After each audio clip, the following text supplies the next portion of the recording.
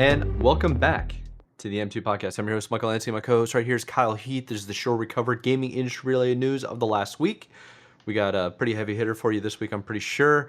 But just to give you a quick little rundown, we're going to be talking a little bit about how great games almost never sell just because they're great. It's from a producer basically giving a bit of his take on the industry and what actually, like, difference between quality games and profitability. We're also going to dive into a new Lord of the Rings game coming from a veteran studio, Game Pass for indie games, and also some rumor mill of Disney potentially thinking, possibly, a little bit of a little murmur out there that they're going to try to buy Epic Games. So we'll get into that. But before we do, Kyle, how you been? What have you been up to? I see you're repping your Halo Infinite jacket. I also have the Halo Infinite Oh, HCS shoot. Orlando. I wish I had a Charlotte one. They need to come back. But you know, DreamHack isn't too far away for Halo or like a lot of games. But That's true. anyways, what have you been up to, dude? I haven't been up to too much. I played some Super Battle Golf this week, some more of that. I actually been Heck having a lot yeah. of fun with that with friends. That's been kind of our go-to lately. They're coming out with an update too next week, I believe. They're right now they don't have wind in the game. Like a golf game without wind, it's kind of interesting. But apparently they're adding that in the next update, so it'll make things even more challenging, but also like could be more rewarding if you get like chip-ins and stuff. If you angle it with a wind right. So I'm excited about that. But yeah, dude, it's a whole lot of fun just blowing each other up, getting in the way of each other. It's like we played in the lobby with like I think it was like 8 people the other day, and it was just chaos, man. The best way. That sounds awesome, though.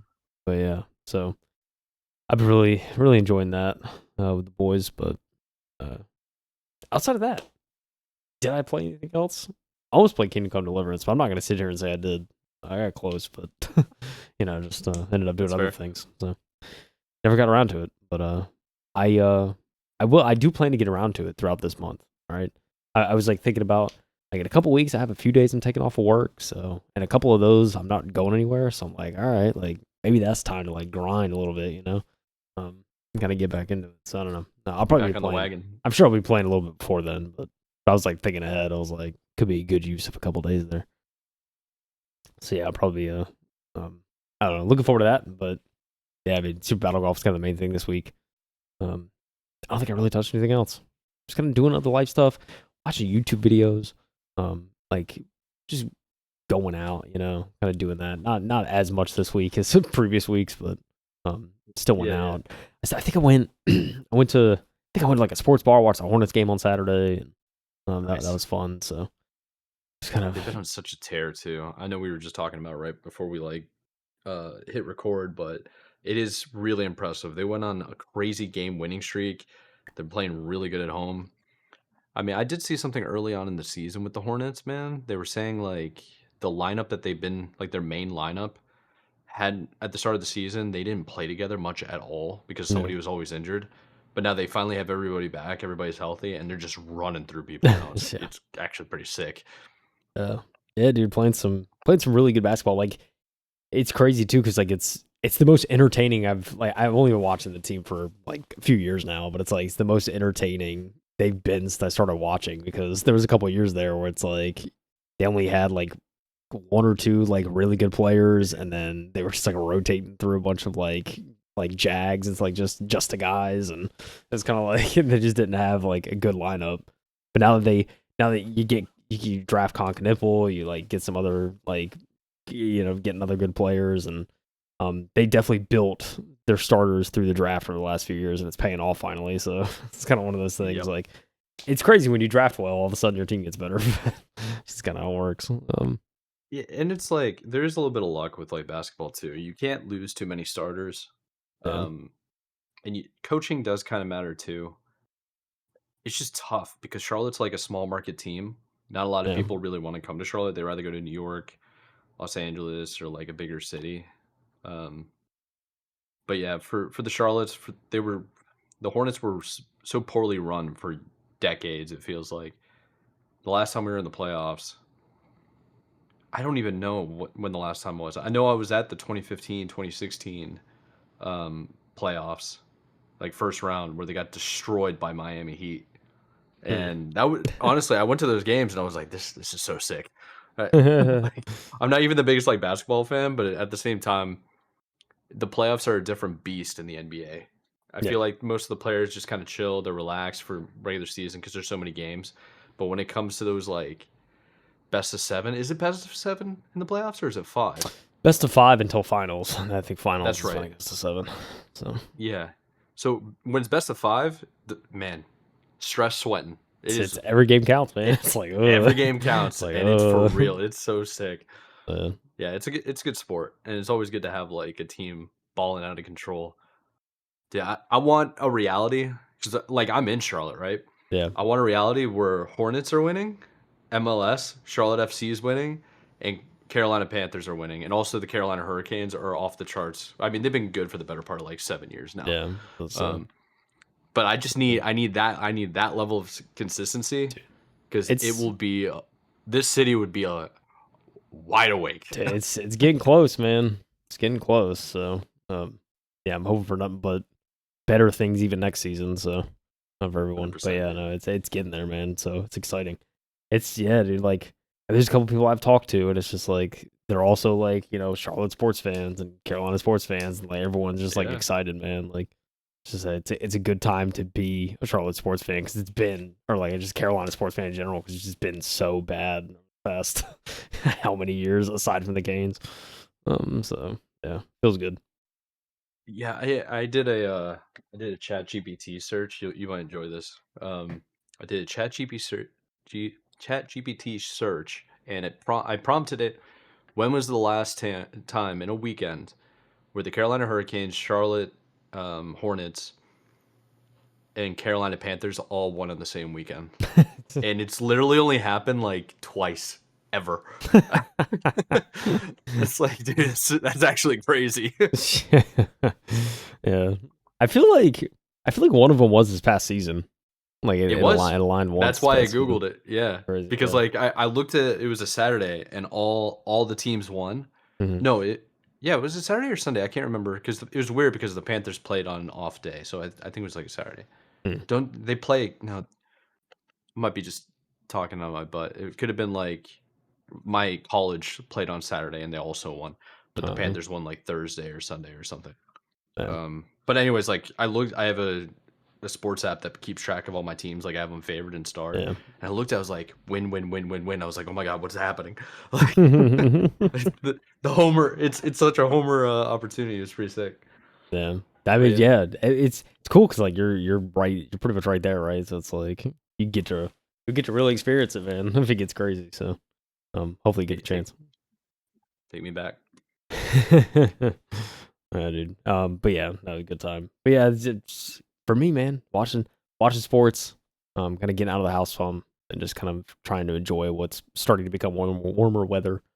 A lot more people Yeah, getting dude. out, so it's pretty sure it's how it's Yeah, gonna man. be probably for looking like might be a good summer. I don't know, dude. I have a feeling, but So do I. I'm there with you, man. I think it's gonna be a really good summer. It's gonna be a good summer for games. The weather's getting phenomenal, and I'm just feeling good, dude. yeah, Feeling better, you know. yeah, man. That's good, dude. You play anything this week? Work got you Uh, down. Cat got you tongue. Work's definitely got me down, but I basically had this epiphany last week where I was like, I'm not gonna be the one that cares the most in the room anymore. I'm over it, that kind of thing. So Man. I'm just gonna do the best with what I can.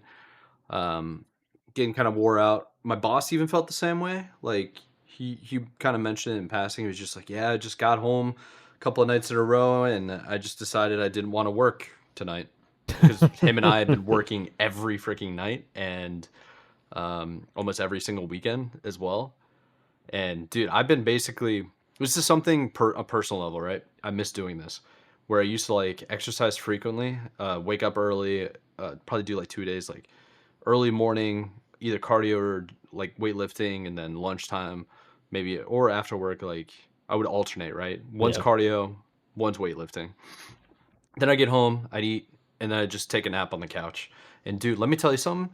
Them after work, sitting on the couch while you have a TV or movie on, Hmm. just ate, you're tired from like working out and stuff, and you just take a nap. Those naps, those naps hit like I was a little baby and just drank all milk, and I'm just sacked, just gone.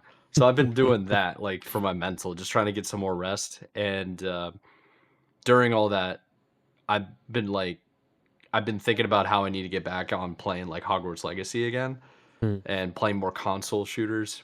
Not shooters, sorry. Console like story driven games, just couch co-op kind of games. Yeah, And I'm very much looking forward to that. And also doing the same thing you're doing. I'm watching sports, man. yeah. Hornets aren't too far away from the playoffs. International friendlies are going on. England's absolutely trash right now, but they're going to be okay. They always do this before every national tournament. They lose some games that they shouldn't, and then they go pretty far in the tournament. Hopefully, cross your fingers. Yeah, But we'll see. yeah, dude. Everton's on the freaking come up, dude. Games next week against Brentford, so I'm excited. Yeah, Yeah, dude, it's it's looking tough, good. dude. Yeah, you were talking about exercise too. Like, I think this past I don't know. I've been trying to like hone in the diet a little bit more. Like, I've been eating out less past couple weeks. Been feeling pretty good about that. But I've been Hmm. like actually like giving max effort in my training recently, like which is something I noticed. Like, I just noticed over the past like couple months. I just like I would get some sessions in, or like I wasn't just giving it 100%, and it was like so obvious. And so it got to a point where I was like, "Dude, I'm not satisfied with this, but like I know I can do more." And so like I just like kind Yeah, of locked in. And so I've been actually like trying in my in my my weight training and stuff again. It's felt really good. So this is one of those dude. things. When you get one of those good sessions in where you're just freaking in shape, oh, it's beautiful. Yeah. I've been trying to get into running again. I try to stay Yeah. like Okay. super fit. I know this is like a gaming channel. We're going off course with like fitness, but to be honest though, it's like a lot of pro gamers. They're starting to take physical fitness way more seriously. At least the pro teams are, Yeah. Dude, it specifically helps, man. for like reaction time. Yeah. Maybe not so much as like weightlifting. That might slow you down a little bit reaction time wise when you like start building mass. But if you're doing agility training or if you're doing like running training and stuff like that, endurance training, it could really like help you out Mm. from a stress level and even out your equilibrium. So if you're like in a really intense moment, if you're competing, Yeah. you'll be able to like fluctuate and handle that better. Yeah. I mean, yeah, dude. Like, I think with anything, like especially when you train, like you'll just feel better overall, and like that's gonna translate to other areas of life, and like especially for Hmm. competitive gaming, like it's only gonna give you benefits. I think if you're actually training your body. So yeah, it's Exactly. definitely Yeah. worth it. Yeah. I think it's always in the best interest of like everybody to do something, like even if it's just walking or Yeah, hiking or man. stuff Like like it that. doesn't have to be crazy, right? Like just get out and Yeah. walk and just being outside, like Dude, just for just even for freaking a little touch bit, grass, bro. man. Like it doesn't have to be long. Like just go for a walk around the block or something, man. It'll help. So always gotta encourage Yeah. everyone, dude. And like when you get on the games, man, you're gonna like I think too, like from a mental perspective, like you're just gonna feel better about like just getting on the game for a little bit and like you did something good for yourself for the day, and now you can do something you Now you can enjoy, grind. and there's like no guilt, no nothing, man. You just get on and play. So That's a fact. it's good Yeah. stuff. It's good Well, that's stuff. all I got really going on, man. I'm kind of bummed out. I haven't been playing very many games, but that'll be Same. changing shortly. I'm at a couple of finish line moments for projects like I've been talking about for ages. We're coming right up on the wire. We're going to be done soon. And when that's done, then I'll be able to kind of breathe. There's some people trying to like organize the Charlotte land again at the Mhm. lake house and stuff. So it's like there are things coming together in the coming months. Travel wise will be happening for me, but at the same time, it's like I got to get in that gaming stuff. And I mentioned DreamHack.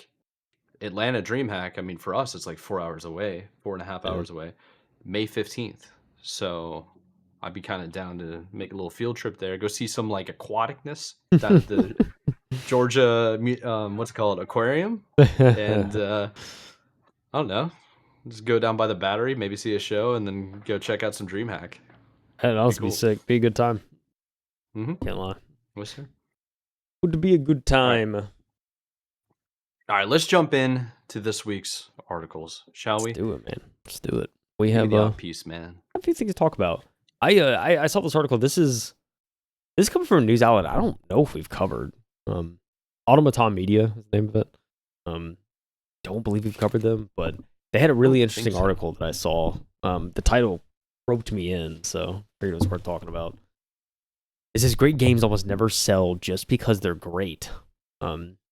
Gnosia, as I guess the Gnosia, I guess that's what I said. Gnosia producer talks about the importance of having a good business lead rather than just focusing on raw creativity. In a recent interview, Gnosia producer director Toru Kawakatsu. Ooh, I like that. Okay, like I feel like I kind of nailed that.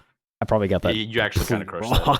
that. Yeah, that caught me off guard, It's dude. probably way wrong, but hey, Toru Kawakatsu talks about the importance of business sense in game development.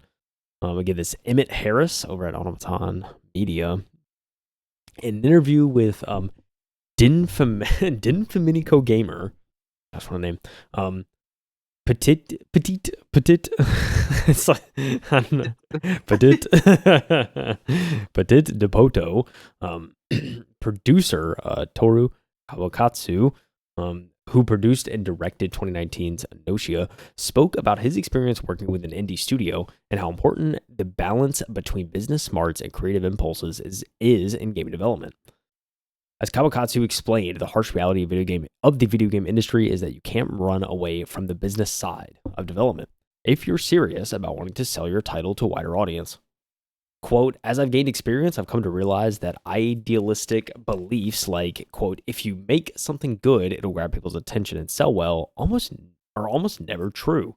In reality, it's difficult to make it without a certain level of financial understanding and business sense, he said.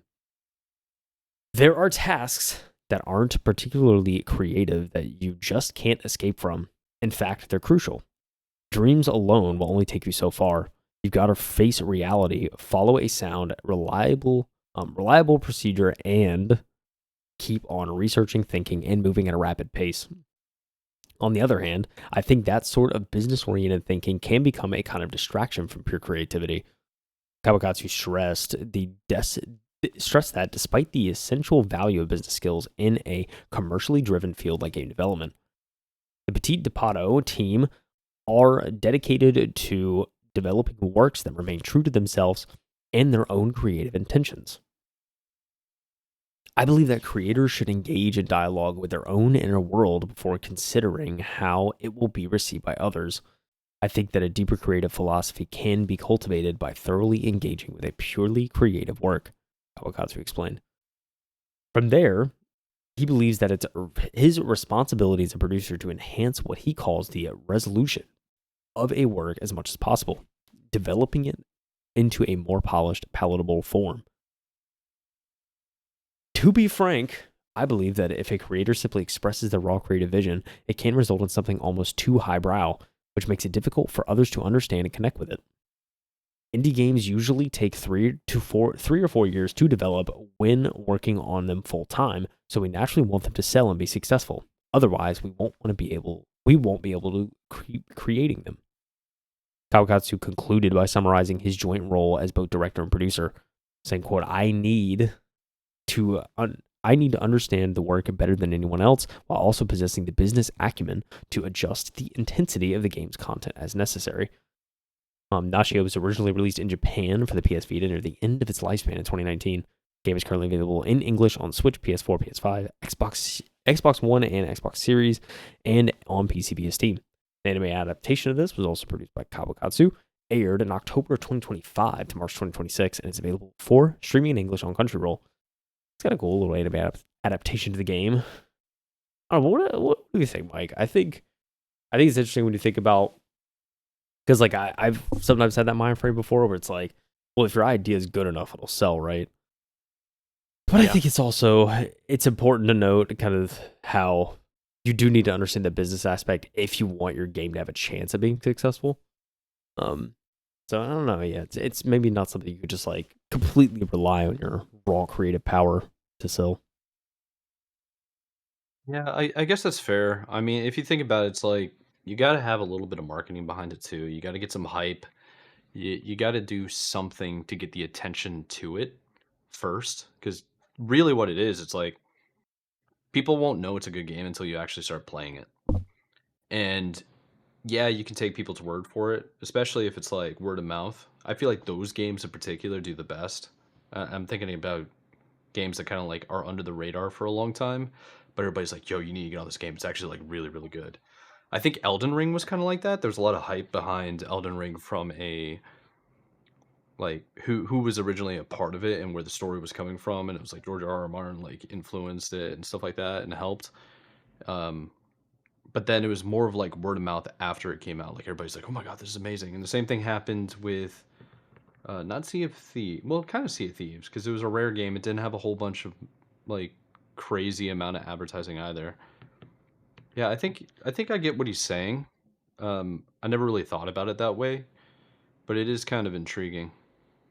Yeah, it makes What you about you? think. It makes you think. I mean, there's part of me that wants to say like, oh well, if you have raw, if you like have a really creative idea and you end up executing it, like especially reviewers start like picking it up, news outlets, even YouTubers, like get a couple of YouTube reviewers to give it something, give it a good review. It certainly helps. Yeah. Um, but yeah, I mean, I think it's also true that if you pump a little bit into marketing and you're kind of strategic about how you release and kind of how you get the message out there, you're creating a new game. It certainly doesn't hurt your chances, I don't think. Um, More so than it probably help them. So yeah, I Yeah, that's mean, kind of what I'm saying. Yeah. yeah, like yeah, I mean, I definitely agree with this. I mean, I think there's certain. It's interesting to think about. Um, yeah, I don't know. It'd be cool if it was just like you could put out a game and like the cream rises to the top. I guess is the phrase. Like whatever's good will eventually get seen. I think to a certain extent there's some truth to that. We've seen games release and later on they pop off, but more rare than others. But yeah, I mean, obviously, if you have a good idea, I think it eventually gets seen.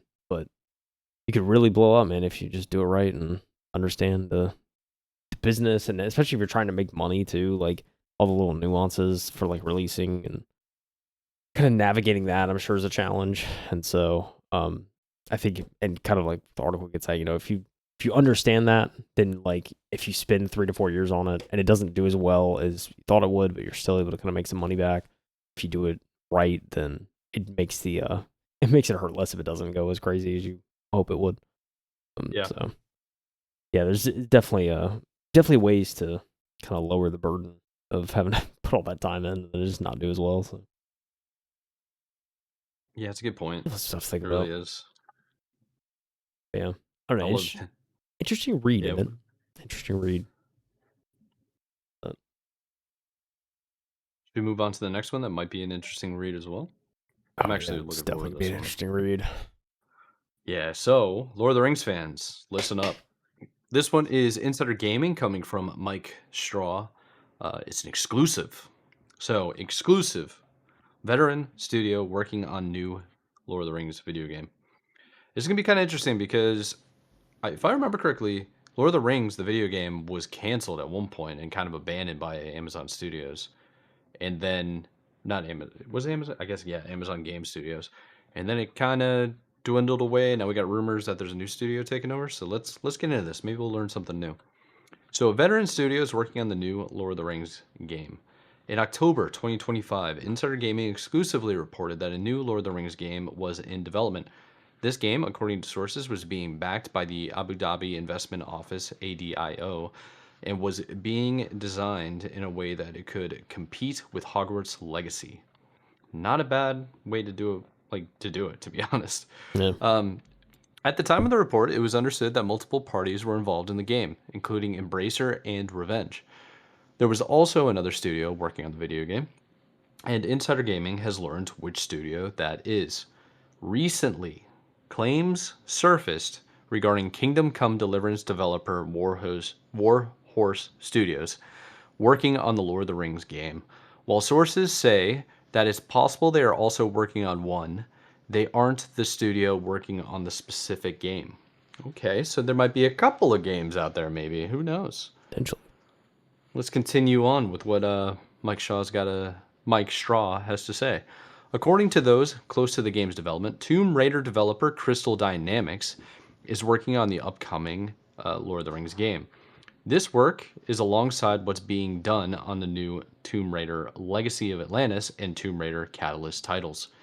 When asked for comment on both what Warhorse is working on and Crystal Dynamics' developed game, Embracer reiterated that it does not comment on rumors or speculation. Crystal Dynamics also declined to comment. As mentioned, the game being developed by Crystal Dynamics has achieved funding from the Audio? ADIO? Yeah, ADIO. Yeah, Abu Dhabi Investment, whatever it is, organization. Investment Office, sorry, IDIO, of roughly $100 million. The game has been in development for some time, but when asked regarding a release timeline, Insider Gaming was told it's still a bit away, in quotes. What do you think of Crystal Dynamics developing a new Lord of the Rings game? Leave your thoughts in the comments below. What do you think? Crystal Dynamics working on the Lord of the Rings game. That's a good question. Yeah, I mean, I don't know. I don't hate it. Especially like Tomb Raider developer. Like, all right, those aren't bad games. Recent Tomb Raider games, right? So, not Well, against Square, it. they worked with Square Enix as well. Yeah, so they worked on, I mean, dude, the reboot trilogy, it was so pretty. Lord of the, Tomb Raider Remastered, Tomb Raider Rise of the Tomb Raider, Shadow of the Tomb Raider. I mean, Yeah. those games were really freaking good. I mean, it's a Square Enix game at the end of the day. I think it's a good sign. It's also being published. I mean, Tomb Raider Legacy of Atlantis and Catalyst that are coming out in 2026 and 2027, respectively, for basically all the consoles, is being done by Amazon Game Studios. It is published by them. It'll be Right. interesting, man. I don't have the most faith in Amazon Game Studios, if I'm being entirely honest here. They have a long track record of like okay games, but they have all the money in the world to kind of keep it alive. You know Yeah, what I that's mean? true. Yeah. Um, yeah, I mean the backing certainly helps. Yeah, I mean, Yeah. like I said, I don't hate the idea of Crystal Dynamics. But also to your point, I mean, it's could be hit or miss. So it's Yeah. not like it's. I mean, I'm not cautiously optimistic. Is probably the best way of saying it. But dude, I mean, they mentioned this like Warhorse Studios. Are they working on some Lord of the Rings that's like separate? Like Okay. it's got me curious now. I think if I'm not mistaken, Warhorse commented they said like Kingdom Come Deliverance 3. Like they didn't. I think they said they moved on to their next game after Kingdom Come Deliverance 2, but they didn't confirm or deny if it was Kingdom Come Deliverance 3. So you assume it's probably like either a new IP or maybe it's this Lord of the Rings game. Which if Warhorse is making a Lord of the Rings game, man, like sign me up. Listen, they That's what I'm did saying, dude. they did. I think like the creative director, or whatever, for Kingdom Come Deliverance, he did like I think he's still in this. He's like still part of the studio, but he's not in the game part anymore. He's actually working on a TV adaptation for Kingdom Come Deliverance. So I mean, it's kind of like all right, like he's not working on Lord of the Rings. That may not be a bad thing though if he's not working on it. Like even though he's kind of the heart and soul around Kingdom Come Deliverance, but like dude, they make some good RPGs, man. Like they know how to do it, and if if if I am graced by Lord of the Rings RPG by a studio that knows how to make a damn good RPG. Like it might be You're gonna over, be in Mike. heaven, dude. I It just might love be how over, dude. you're talking like you've been watching Lord of the Rings your whole freaking life, and you saw it less than like 2 months ago. But This is I'm here true. for it, man. This is true, I'm man. here for it. You're addicted, and I love that. Listen, man, like phenomenal movies. I got It I absolutely, I yeah. got graced with the privilege of seeing them for the first time on the big screen in a D box seat. So I was immersed fully with motion. I'm actually Like that's pretty sick. it's crazy, man. And I was yeah, there's a camera flying around showing you Middle Earth from a broad perspective. Your chair is just like soaring with you, dude. Like you're right there with the camera. It's you're crazy up work. galactic. It was insane, man. It was life changing, dude. And you see you see. So the second I hear Lord of the Rings game, man, like this is an untapped market. You feel it has been a Lord of the Rings game forever. Um, You're gonna so hear those opening chords of like Lord of the Rings with the violin or whatever they. I don't even know what instrument it is, to be honest. Cello maybe. Just whining as the game loads up. That would give me goosebumps, bro. Um, uh, there have been Lord of the Rings games in the past. It's been so long, man. I been a think we're while. desperate to get a good one in there. I am kind of concerned because I don't know if like the younger generations really.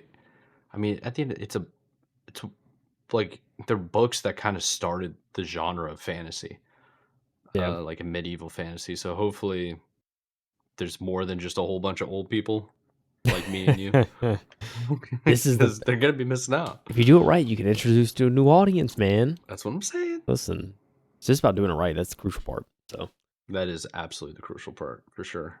I don't know. Like I'm actually, excited. I'm excited for Lord of the Rings as an IP in the game space because there's definitely for what appears to be multiple titles in the works across different studios. So everyone's trying to dip their toe, man, and so it's got me excited.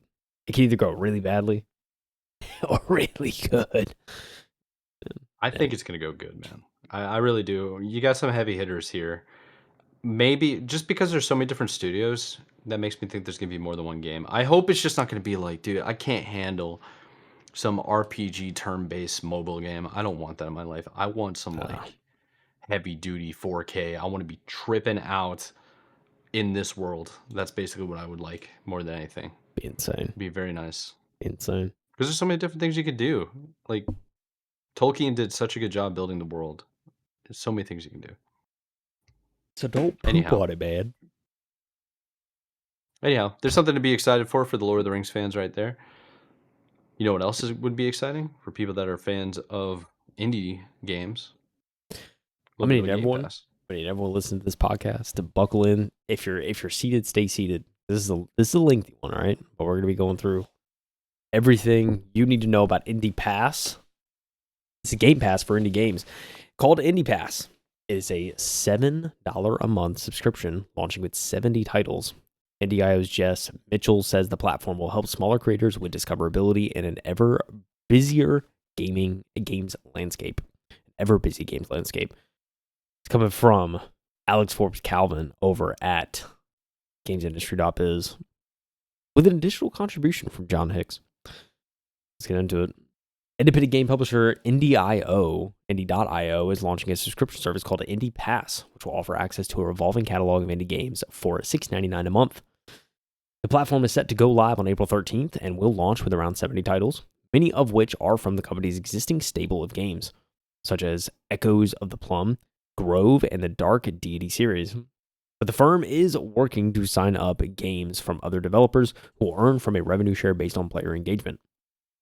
The pitch to potential participants, says Director of Growth Jess Mitchell, is increased discovery for featured titles and a way to derive revenue from their back catalog.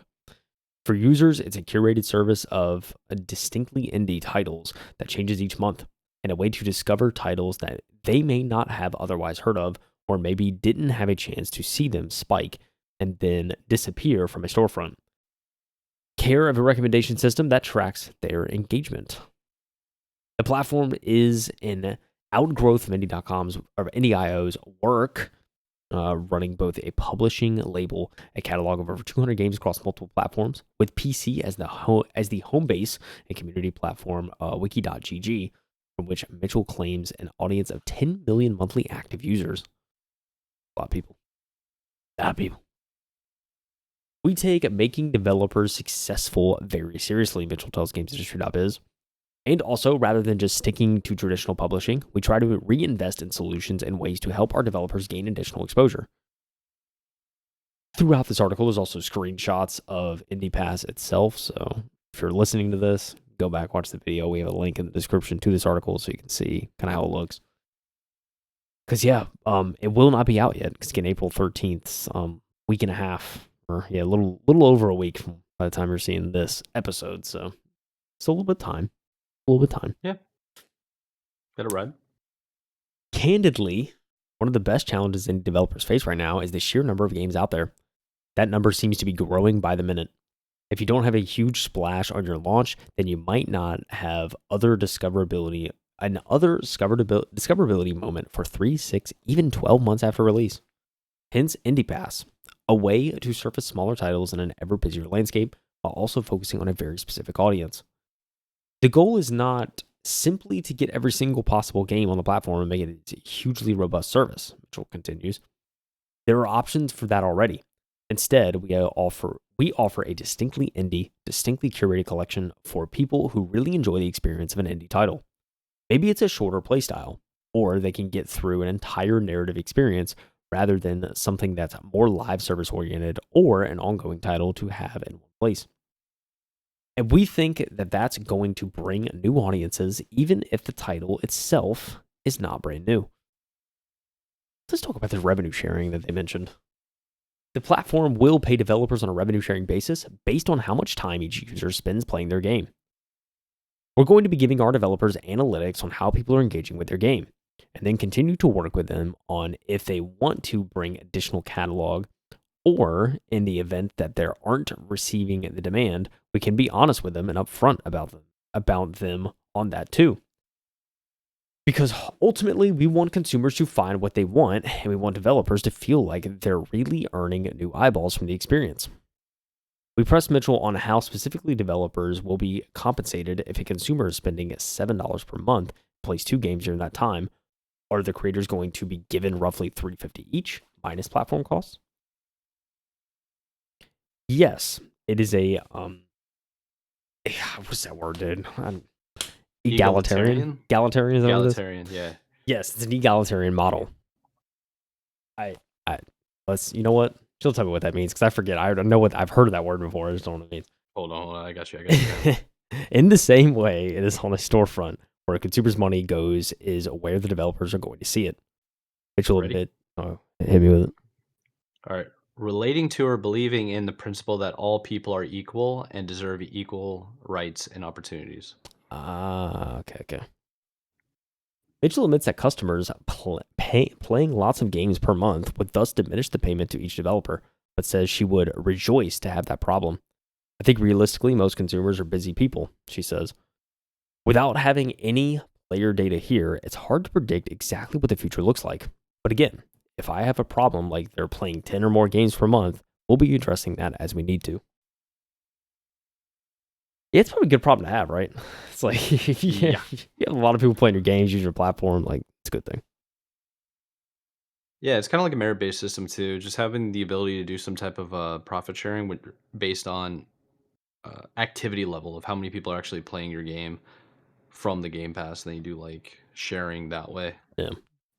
Microsoft's Game Pass also does that, but they're essentially gonna mention the differences between it. Yeah. So let's get into that. Mitchell is also confident that Indie Pass will not damage game sales performance, counter to concerns expressed over Microsoft's Game Pass service. Every model is a little bit different.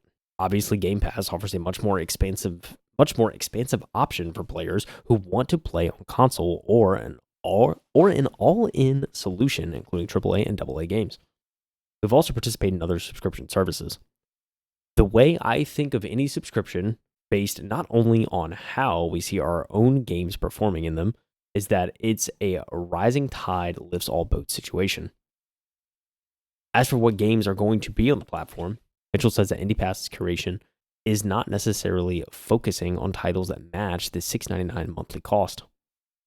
We want games to partner with us because they want that discoverability and to find new audiences that maybe they haven't been able to tap into through other storefronts previously. What those games retail for today might vary dramatically. In our own catalog, for example, we might release a game that's $5.99. We might also release a game priced at $29.99. We've run the gamut there. Some of our games are shorter narratives, some of them are endlessly replayable, depending on the playstyle you want. We want the consumer to tell us what they gravitate to the most, and that'll continue to help us inform what we do with the platform. Mitchell says that the plan is for new games to be added regularly to Indie Pass. The platform is ultimately open to anybody who wants to participate, and there are no exclusivity requirements, so studios can launch day and date on the subscription service as well as other storefronts. Okay, that's nice. We're not holding people hostage like this. It's probably the way to do it, right, for indie? It's like, you know, I think so. there's like a hit or something. Like they probably make some money on other storefronts, but get all the eyeballs on the indie pass. Well, not only that, but I guess if you were the person that's rolling out the Game Pass and you want to keep track of like what consumers are doing, um, that could also be an incentive to sell the information to the gaming industry to say like this is what people find popular in the indie space, and this is where like the the consumer base is headed because indie games usually take the most risk and they're always trying to do something new.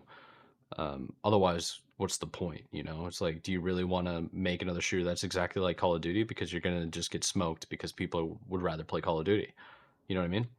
But if you Yeah, have that yeah, ability to like come up with something new, and then the Game Pass keeps track of what people are paying because they're paying out the studios that way, it only makes sense to use that information to your advantage as well, like from a business model. Yeah. Yeah, I didn't even think about that. There's some valuable data they can collect there, especially if they get a lot of users and see That's what I'm what people are saying. playing in the indie space, man. Yeah. People would come and knocking. Like, hey, yo, what's going on in indie? What are people liking? Yeah. Yeah, it's like you can basically get playtime averages, you can get routine visitors, new users, stuff like that. There's a lot of opportunity, I think. It'd be very interesting. Oh yeah, sure. We continue on. They also have the opportunity to bring their catalog to us if there's maybe an updated title or something they want to bring extra visibility to. Mitchell says that IndiePass has received a lot of inbound interest in the back catalog point. This is an area she says she is, quote, very enthusiastic about, as drumming up interest for these older games can be challenging. We also operate on our own massive catalog that we want to have constantly rediscoverable by people. Not every developer is creating a franchise, she says. Not every developer is creating this huge narrative story that's going to grow for 10 years. A lot of our developers put out a game and they say, that was a body of work, that was it. Please shepherd my release into the future. And so, yes, we've definitely had a lot of enthusiasm on that. There aren't a lot of ways where catalog gets rediscovered over time, particularly in the indie space.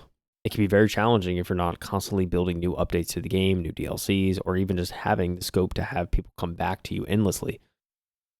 Goodness knows where there's no shortage of new games every day. Looking toward Indie Pass's launch on April 13th, Mitchell's wary of predicting how things are going to go. Saying, quote, if we know anything about this space, it's that you really can't predict anything accurately. For now, the main aim is to ensure that the platform is available where consumers are already looking for games and that users are being recommended games relevant to them.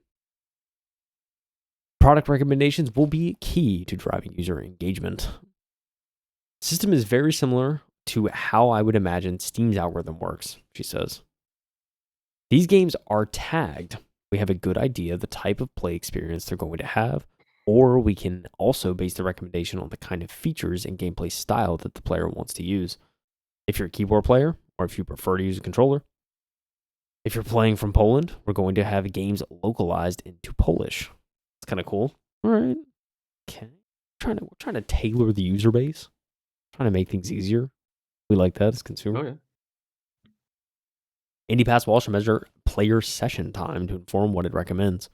Mitchell says a Yeah. metric which will also help us better inform the kind of games that we invite to participate on the platform. Ultimately, So basically what I was saying. yeah, pretty much. Ultimately, the focus is on getting IndiePass into the world and then reacting to how it's used. With the number one job being to get people using it, something she says the firm is confident in. We have our own very large audience of players just baked into how we've already worked over the last few years as a publisher. We've got retail partners and distributors who are supporting us globally. We're working with a great media team. And then, of course, your very traditional marketing goals, paid social and paid advertising. Our focus is on growing the player base as rapidly as we can rather than trying to get every single product in the universe on the platform. All right, man. I'm curious. Indie Pass got me curious. It is definitely pretty interesting. I think it's like the way this might differ from Xbox Game Pass because they do the same exact thing. That's how their profit model works or their business model works. This is definitely geared more towards like discovery driven for people that are very niche and into indie games. There's a backlog, so it's not that every single indie game is brand new as well. I think to me, it's more about using an algorithm based on your preferences, behaviors, and try to drive you to engage with new content and games. Um, I think their business model is really good, but it depends entirely on how niche your audience is to participate in it. You Yeah. know, Yeah. Yeah, I think I would Right. agree with that. But $7 a month for 70 indie games, rotating indie games. I mean, that could be cool. It's going to launch in 11 days. Well, technically 10 days when this is released, so on a Friday. Um, well, not Friday. Sorry, I'm thinking of the wrong month because we had back-to-back months of Friday the 13th. But yeah, it's gonna be interesting. I don't know if I would exactly use it, but I could like. I think from a perspective of if I'm a content creator, I would definitely sign up Yeah, because you're always trying to do something new to entertain your audience members, and this might be your best opportunity. It's like you get to test out so many different indie games, some new, some old. There's a big backlog. They rotate, and just yeah, you can take your viewers on an experience that they maybe have never seen before. yeah, You know, yeah. it could be like something really cool, niche, and fun, or it could be like embarrassingly bad and just a total meme comedy fest. Exactly. You can There's go either way. options. They're pretty cool. Yeah, I mean, yeah. If anyone's like, or if it's anyone's out there and they're just like, I want to like try more indie games out. Like, this is a good opportunity at a very low entry level, just to be like, all right, pay this fee, and then I'll check out a couple games a month and see if anything sticks. But yeah, it's a good opportunity to try out indie, like very specific kind of. It's tailored to be just indie, so you know what you're getting is like very small games. But um, I think it's interesting too because like sometimes you're just like it could be like kind of hard to find like a giant catalog of indie. I mean, probably if you go on Steam, I'm sure there's categories, but I don't know. Just having something that's like low entry level cost, you just check out games. I think it's an untapped market in indie, so it should be interesting. Yeah. I want to see how it works or if it's going to be successful. It's definitely something I would consider new and not backed entirely by like a huge conglomerate like Xbox, Microsoft. Yeah, yeah. Yeah, It'd be interesting if like it did well, and then it's like showing up at Game Awards and stuff like that. It's like being advertised. It'd be kind of interesting. So fact. I think All we right, have shall we continue to the main, one more. to the last article? Hold on real quick. Get the timestamp right. Disney. Okay, Disney, Emperor Mouse. Video Game Chronicles came up with an article here. It's by Chris Scullion. He wrote, Disney may be interested in acquiring Epic Games at some point. It's claimed Disney previously invested 1.5 billion in the Fortnite and Unreal Engine company. I actually don't know if I knew that. It's not ringing a bell to me. Did you know that? Yeah, One and a half a I feel like I billion faintly dollars? remember that Disney was involved. Yeah. It's kind I of mean, they crazy. just laid off some people, dude. They just laid off some A people. lot of people. What's going on? I They mean, got Disney laying off people too. damn. Everybody's. Man, Olaf Anyhow. died. Did you see that video? Yeah, I did. The animatronic Olaf, man. He just keeled over. Did my boy dirty. That's I did crazy, him dirty, man. bro. It's a Okay, metaphor. let's get into the article here. Disney may be considering an attempt to acquire Epic Games in the future, with senior executives reportedly divided on whether to pursue it, according to a veteran tech reporter. Interesting. Why would they like divided? They acquire everything. Yeah. You know what I Have mean? we They're seen the like, Disney chart? Have you seen the yeah, it's Disney chart? insane. Everything's in But there. this is where they draw the line. Yeah. Like, you know what? Fortnite. I don't know. I don't know. Oh man. All right, let's go. Disney and Epic have a long-standing working relationship. The latter has contributed Unreal Engine technology to various Disney theme park rides and Star Wars movies. For example, while Fortnite has played home to numerous Disney season collaborations and live events, including Marvel and Star Wars themed ones. Yep. And famously, Thanos in it, if you remember. Thanos. Back in February 2024, the Walt Disney Company also announced that it was making a $1.5 billion investment to acquire an equity stake in Epic Games, which would include the creation of new persistent games and entertainment universe connected to Fortnite. This could one day extend to acquiring Epic outright, according to tech journalist and former Verge deputy editor Alex Heath, who recently appeared on podcast The Town with Matt Belloni to discuss. Is it Belloni? Yeah, Belloni, maybe? Bellamy, maybe.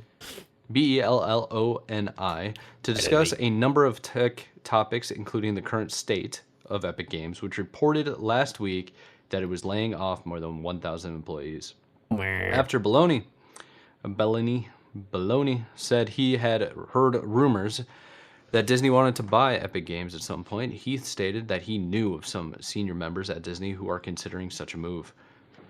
And he goes, I know for a fact there are senior executives in Disney who want them to buy Epic and are just waiting for that moment. And then there's others who think it's a bad idea. Bellany. Baloney. It can't be Baloney. See, I'm going to call him Gotta be Bellany. It makes Bellamy. more sense. Bellany also claimed the new Disney CEO, Josh D'Amaro, who took over from Bob Iger earlier this month, wasn't keen on Disney's $1 billion deal with Sora company OpenAI, which fell through last week, but was 500% behind the Epic Games relationship that Disney has where they are developing an open world experience within Fortnite. Heath stated then that were Epic Games to ever be open to being acquired, Disney would be the most natural home for it for a lot of reasons. For the park integration, can you imagine a Fortnite park to all the open world, integrating Disney IP into it, which they've already announced, and also Disney's gaming platform. And I can see that. So he Dude, goes on to continue saying, go if ahead. I could go to Junk Junction IRL, happy man. If I can go to You know what? Pleasant Park, come on. I was kind of thinking about this. Have you heard about Disney Adults? Oh yeah. Have you been to Disney in the last couple of years? No, last time I went was 2022, so 4 years ago. Kids don't go to Disney anymore. Really? I know that. Disney is predominantly like the vast majority of people that go to Disney now are adults. It's one of the reasons why like the park is so expensive to get into. It's so Oh, pricey for families to actually go. well, I can open up that Mickey Mouse credit card. You already know this is over. I'm maxing it out on my trip to Epcot. You It's memeing, but they crazy. might be somebody Oh, listening right I now that have done know. that There's people. very same I thing. know. There's people doing that. This is crazy, 100% they're man. doing it. Yeah, they're Oh, definitely doing that, man. It's yeah, Disney isn't for kids. People think it is. It is not. Not even close. yeah, man. It's I mean, honestly, I believe it because yeah, there's like yeah, some of the Disney adults, man, they go crazy. I've seen and heard stories, you know. So Oh yeah, dude. It yeah. Anyhow, let's keep it going. Where am I at? He stated no. Let's keep going down. So Heath continued by saying, at the same time, you have to understand Epic is a founder-controlled company. So Tim Sweeney, the founder, has full voting stock control and can make unilateral decisions, and it's really up to him. Elsewhere in the discussion, Heath explained that while Epic recently reported a downturn in Fortnite engagement, it's still one of the most popular forms of entertainment for young people today, which makes it an attractive prospect for Disney. Yeah, this is kind of what I'm saying.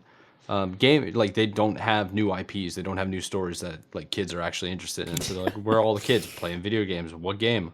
Fortnite, Roblox, Minecraft. Yeah, Roblox. yep. Disney's definitely coming after it. Gaming in general is having a hard time, he said. But if you look at Roblox growth, no kidding. I just said Roblox, he mentions it, which is where Epic has been trying to take Fortnite into more of an open world, creator first ecosystem where creators can build businesses building on top of Fortnite. Roblox is just killing it with that. And I think these experiences are probably still the future of not only gaming, but social media for young people, right? They're hanging out in these worlds. I've got a 10-year-old, Bellany agreed. He's hanging out in Fortnite with his buddies, and you would be stoked if all of a sudden Tony Stark showed up and Yoda and a bunch of Jedi, and they could play with those. It's like, yeah, probably so. Or maybe you would Yeah. just be stoked because you're a grown man that grew up with Star Wars, and he's a Maybe the kid. kid won't care, man. What was like? I'm just saying. Uh, it's the best combination. Heath keeps going reply wise. It's the best combination to potentially actually challenge Roblox dominance here. And you can call it gaming, but it's really entertainment and it's also social media. So, yeah, Disney on the capitalization table, they're supposed to be doing this integration with Fortnite. I get that, dude. Honestly, it reminds me of like early days Xbox Live. I used to get like on my Xbox set statuses for like game types for Halo 2. So when people joined the lobby, it would say like be right back eating dinner. Like it became an AIM AOL status. And then we used to sit in the lobby and just yap the whole time. They still do that. And a lot of the Halo discords, I think it's nostalgia bait. But there's so many different Discords where I see people just sitting in voice chat Yeah. for hours and they're not even like playing, but they'll have the game loaded up. It, yeah, just That's nostalgia crazy. run for sure. Yeah. Yeah. All right. Let us continue. We got a couple more paragraphs here. Bellany then reiterated that new Disney CEO was keen on the relationship with Epic because he sees it as a linchpin of the entire interactivity of Disney Plus, where if Disney Plus becomes the portal into your entire Disney experience, including shopping, gaming, socializing, and luxuriating, yeah, Luxuriating. yeah, in a Yeah, luxuriating. There you go. Luxuriating. luxuriating in the Disney brand, then Fortnite is part of that for sure. So Heath also pointed out that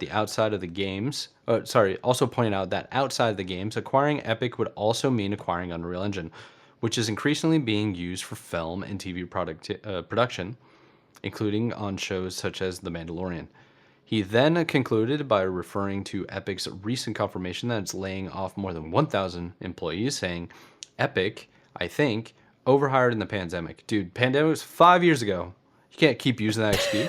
The reaction to gaming, dude, that's half a decade, bro. It is kind of Uh, crazy when you think it. Yeah, it literally was 5 years ago. Like, oh. 100% 5 years ago. Almost Well, like a six. god, bro. What are we talking about? Six? Like it 2020? No, it did happen 2020? It's 2020. Yeah, it March did, 2020. We're dude. gonna have it. Six. Literally over six. The 6-year anniversary. Thank God I still have hair. We out here, bro. We out here. Gosh, man. We're still Can't wait 6 to be years, playing Mike. games when I'm 40, bro. Still the pandemic. I know we're talking about like pandemic. What? Most of all of 2020, most of 2021, right? I guess what you consider it. So I mean, I guess it is 5, but still, it's like it's 5. I don't know. Okay, let's continue. He continues saying, the reaction to gaming going through the roof when everyone was in lockdown, right? Like a lot of other companies. They don't have the benefit of rigor of being a public company like Roblox, and they're also founder controlled. So sometimes that leads to things like this where you can have to pull things back. Epic's not going away, but if Tim ever realizes, hey, this is just a slog on my own, I mean, he's already a billionaire multiple times over, so it's hard to know where his incentives lie here. But I think he wants the company to be a thing that lasts way beyond him, and he has big ideas about technology and platforms in the future. And I think if he ever decided, look, I think it's better if I take a step back and the company go to another home, it would be Disney. I mean, there's no question. I think Josh would want it.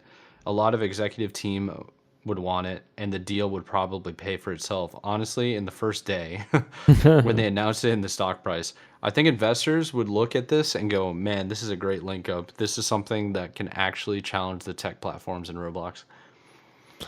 Yeah, I think I Unreal Engine mean, alone is going to be worth more than Fortnite itself and Epic Games and all the games that they can get. I mean, I've been saying for dude, ages now, it's like, what's the last game that Epic Games actually made? yeah. I It's mean, all on Fortnite, dude. if it's all All Fortnite of it. now, I mean, Yeah.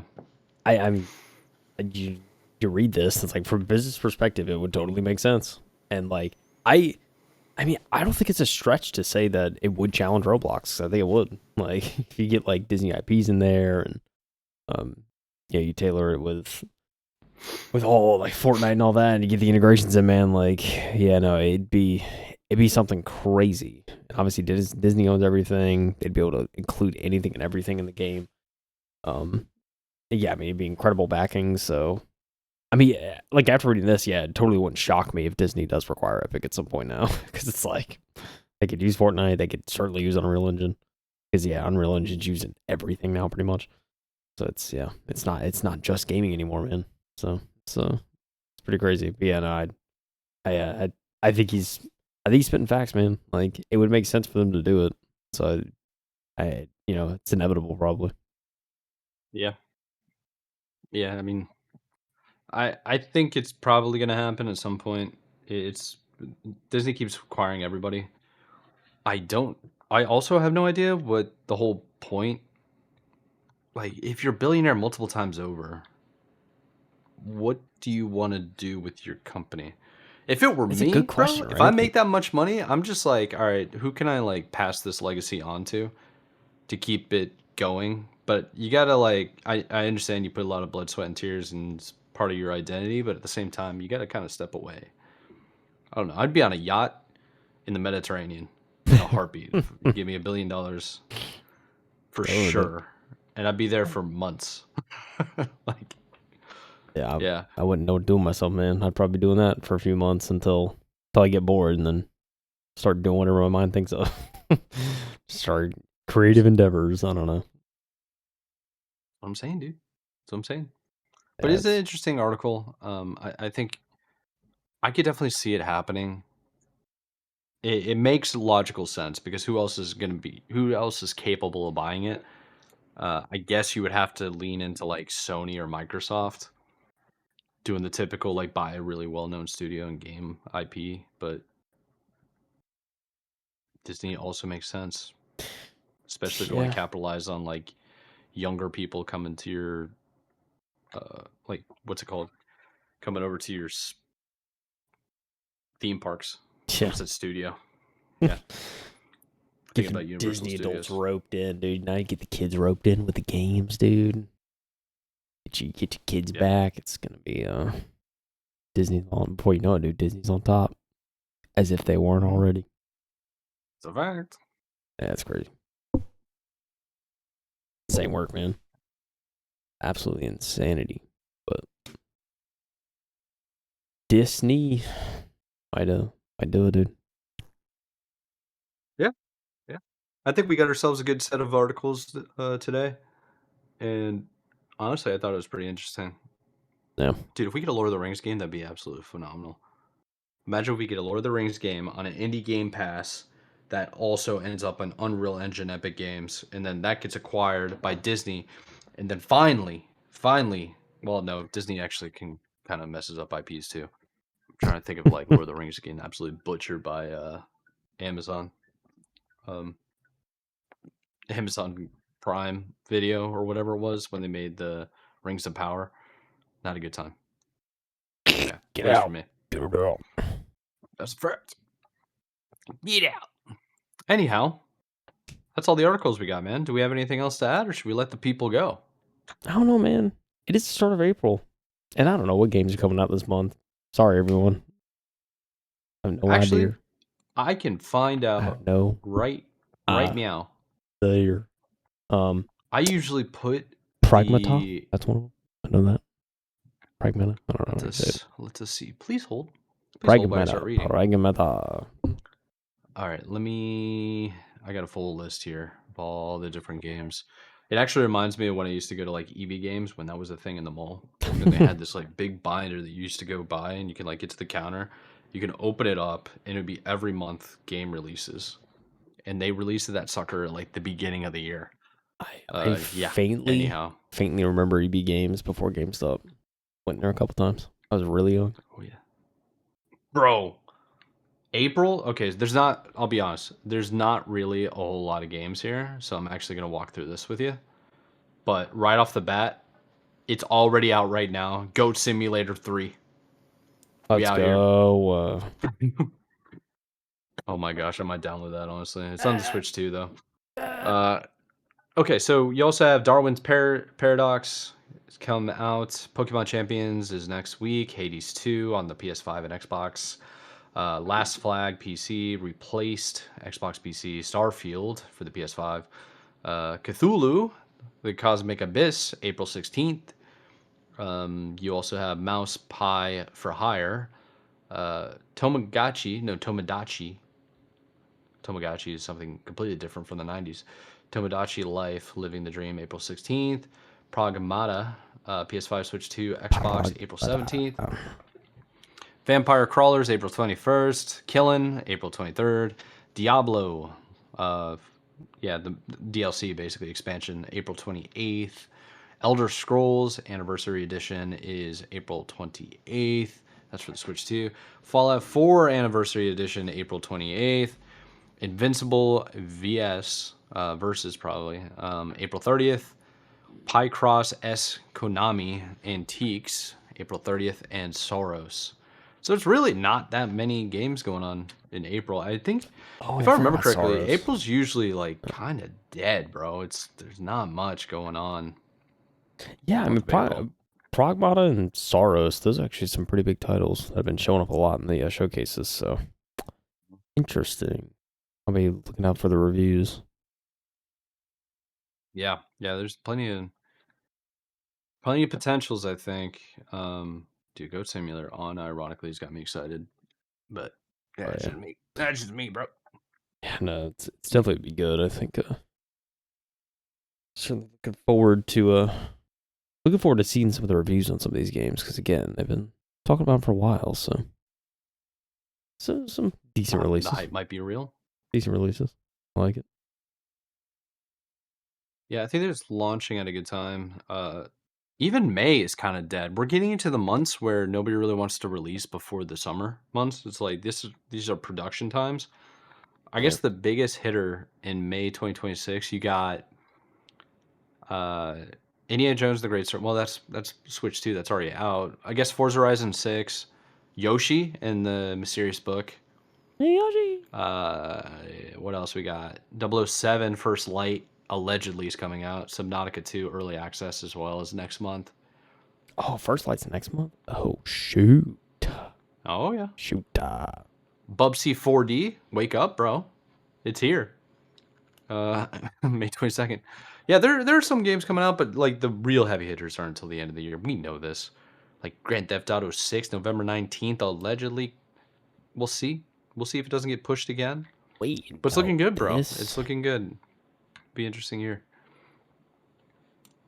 It should be good. Yeah, man. Another note. The Carolina Hurricanes 5-1 today against the Blue Jackets. Pretty good. With that win, they are the first Eastern Conference club to secure a postseason berth with that win. Let's go. We're going to the Heck yeah. playoffs. Any Canes fans Now out there? Hey, now we it's did it. all about getting home ice advantage. Yeah. That's what we're here for. We better make it past conference finals. That's so sick, dude. How many more games are left in the season? I think it's like 10 more. Let's find out. Let's see if I can open up the standings. Yeah, I don't know, man. I mean, also, dude, Hornets blew out the Suns with 20 points. Oh my gosh, both teams are going to postseason, man. It's just like it's manifesting now, man. You know. In my freaking dreams, you would, dude. All right, my great browser's sports getting things, absolutely cooked. great games things going on. A lot of things we're looking up, man. Spring is sprunging. Spring is sprunging, yes, indeed, dude. We're just out here enjoying the weather, playing some video games. Tomatoes. Crazy. I'm gonna put my PC outside in the beaming sun. How long do you think it would last? Dude, imagine. Imagine. That'd be amazing. I'm gonna play in my patio. All right, let's let the people go. We're ranting now. We're just rambling on. We do appreciate you guys for tuning in to the M2 podcast. We do have links in the description below, including timestamps of whatever you want to check out.